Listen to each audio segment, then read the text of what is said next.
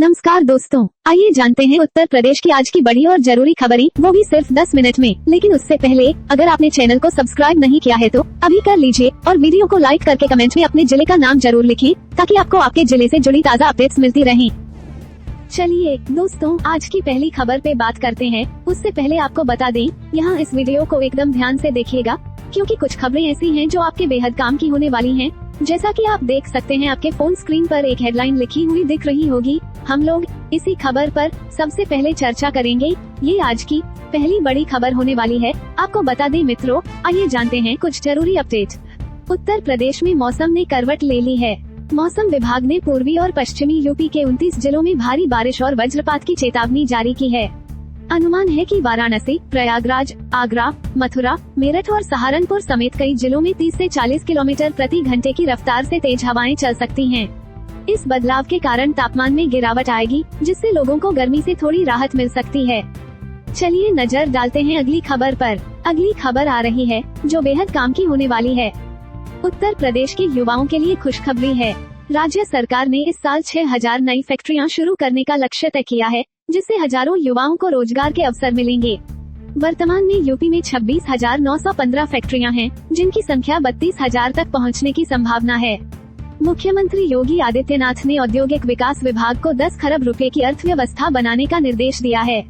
खाद्य प्रसंस्करण, टेक्सटाइल और इंजीनियरिंग उत्पादों के क्षेत्र में खास तौर पर निवेश बढ़ाया जाएगा। चलिए नजर डालते हैं अगली खबर पर। अगर आप ट्रेन से सफर करने की सोच रहे हैं तो ये खबर आपके लिए है।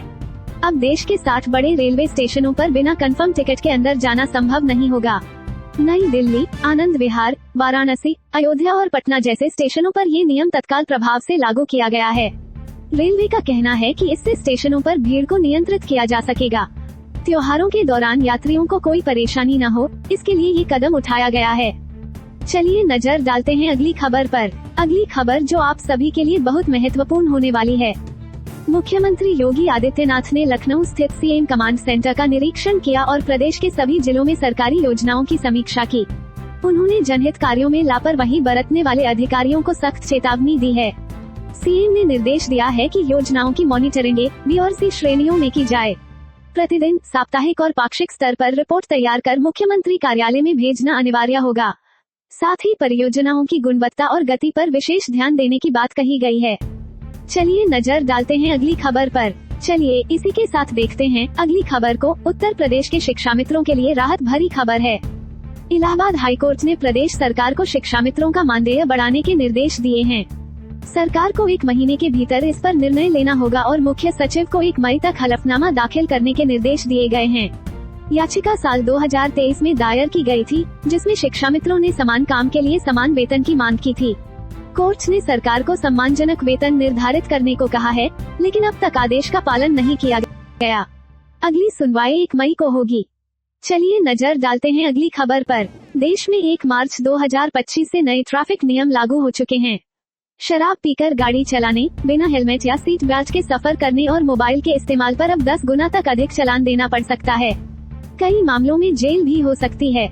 इसलिए सड़क पर सुरक्षित तरीके से वाहन चलाएं और इन नियमों का पालन करें ताकि जुर्माने से बचा जा सके। चलिए नजर डालते हैं अगली खबर पर। कानपुर की ऑर्डिनेंस फैक्ट्री में काम करने वाले अधिकारी कुमार विकास को आईएसआई के लिए जासूसी करने के आरोप में गिरफ्तार किया गया है। वो सेना के लिए बनाए जाने वाले गोलों की गुणवत्ता जांच की जिम्मेदारी संभालते थे। 7 साल से सेवा दे रहे कुमार 1.5 साल पहले प्रमोट होकर एसएमक्यूसी अनुभाग के मुखिया बने थे। उन पर पाकिस्तानी एजेंट को गोपनीय जानकारी लीक करने का आरोप है। कर्मचारियों के बीच चर्चा है कि वे हनी ट्रैप के शिकार हो सकते हैं। चलिए नजर डालते हैं अगली खबर पर। उत्तर प्रदेश के बलिया में बीजेपी के नवनिर्वाचित जिला अध्यक्ष संजय मिश्रा की कहानी किसी प्रेरणा से कम नहीं है। कभी पार्टी कार्यालय में झाड़ू लगाने वाले संजय मिश्रा आज जिला अध्यक्ष की कुर्सी पर बैठे हैं। उन्होंने वर्षों तक मेहनत कर संगठन के प्रति अपनी निष्ठा दिखाई, जिसका फल उन्हें अब मिला है।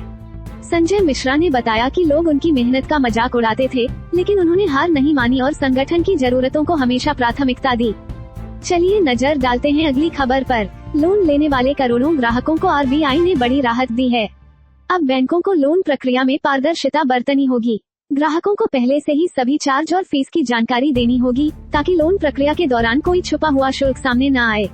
यदि कोई बैंक इन नियमों का उल्लंघन करता है तो उस पर सख्त कार्रवाई की जाएगी। आरबीआई ने सभी बैंकों को इन नए नियमों को प्राथमिकता से लागू करने के निर्देश दिए हैं। चलिए नजर डालते हैं अगली खबर पर। आइए जानते हैं एक बड़ी खबर। गोरखपुर, प्रयागराज और मेरठ में जल्द ही लाइट मेट्रो दौड़ने वाली है। उत्तर प्रदेश सरकार ने इसके लिए पूरी तैयारी कर ली है और केंद्र सरकार से फंड मिलने का रास्ता भी साफ हो गया है। डिटेल प्रोजेक्ट रिपोर्ट को मंजूरी मिल चुकी है और मेट्रो मुख्य रूप से सड़क के समानांतर चलेगी, लेकिन जगह की कमी होने पर एलिवेटेड ट्रैक पर भी दौड़ेगी।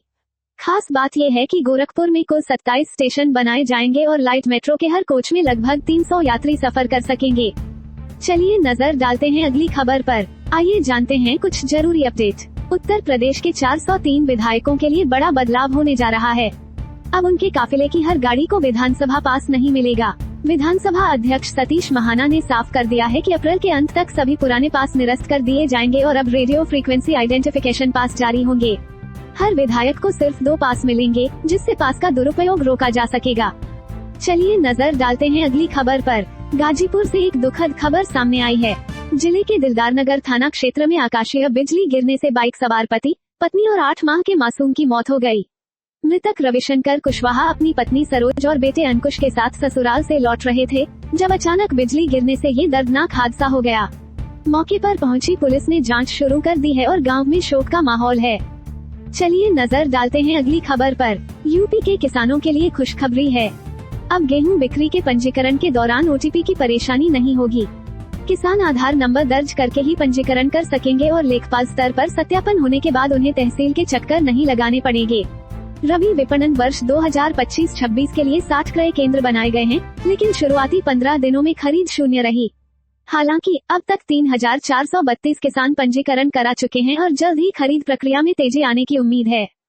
चलिए नजर डालते हैं अगली खबर पर। उत्तर प्रदेश में बीते 8 वर्षों में जबरदस्त बदलाव देखने को मिला है।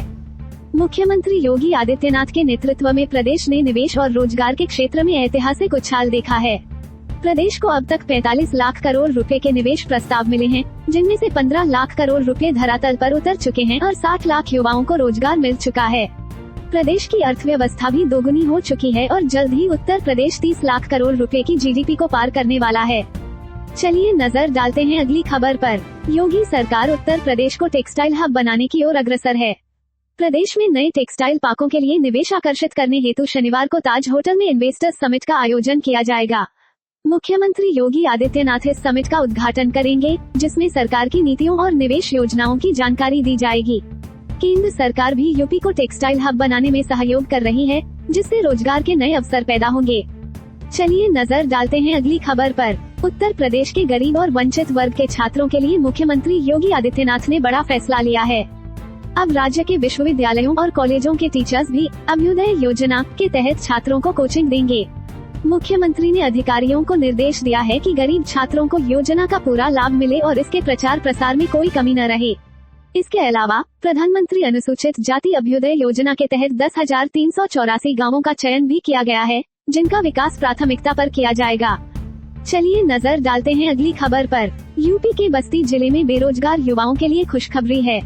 21 मार्च को राजकीय ITI कैंपस में 1 दिवसीय रोजगार मेला आयोजित किया जाएगा। इस मेले में बड़ी कंपनियां भाग लेंगी और युवाओं को नौकरी के बेहतरीन अवसर मिलेंगे। औद्योगिक प्रशिक्षण संस्थान और सेवायोजन कार्यालय के संयुक्त प्रयासों से आयोजित इस मेले में 10 बजे से पंजीकरण शुरू होगा। बेरोजगार युवा इस मौके का पूरा लाभ उठा सकते हैं। तो दोस्तों, ये थी आज की कुछ महत्वपूर्ण खबरें और जानकारियाँ जो आपके लिए बेहद उपयोगी साबित हो सकती हैं। ऐसी जानकारी आपको शायद और कहीं एक साथ न मिल सके, इसलिए रोज की ताज़ा खबरों के लिए हमारे चैनल को सब्सक्राइब जरूर करें और वीडियो को लाइक नहीं किया तो लाइक करें। साथ में अपने जिले का नाम कमेंट में लिखें, ताकि आपके जिले से जुड़ी हर जानकारी आप तक पहुंच सके। धन्यवाद। जय हिंद, जय भारत।